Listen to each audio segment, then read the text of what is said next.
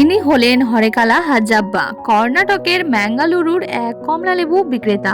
ম্যাঙ্গালোরের শহরে ঘুরে ঘুরে কমলালেবু বিক্রি করেন তিনি।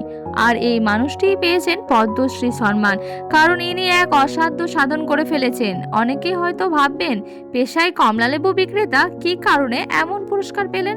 আসলে হরেকালা হাজাব্বা সম্মান পেয়েছেন তার সমাজ সেবার জন্য।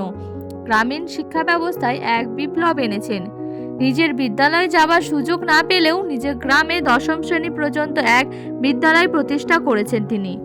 একবার এক বিদেশি দম্পতি হরেকালা হাজাব্বাকে কমলালেবুর দাম জিজ্ঞেস করেন, কিন্তু তিনি কিছুই বুঝতে পারেননি, কারণ তিনি টুলু ও বিয়ারি ছাড়া কোনো ভাষাই জানেন না।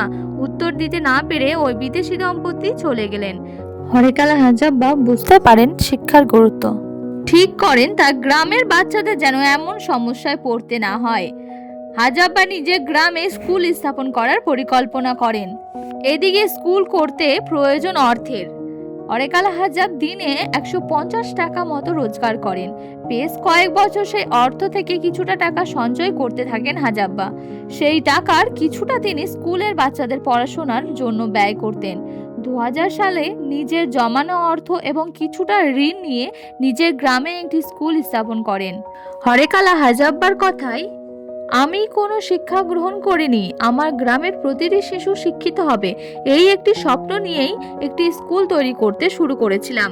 আজ স্কুলে 175 জন ছাত্র রয়েছে এবং দশম শ্রেণী পর্যন্ত ক্লাস করছে। কর্ণাটকের নিজের গ্রামে এখন অক্ষর শান্তা নামে পরিচিত হরেকালা হাজাব্বা পেয়েছেন পদ্মশ্রী সম্মান।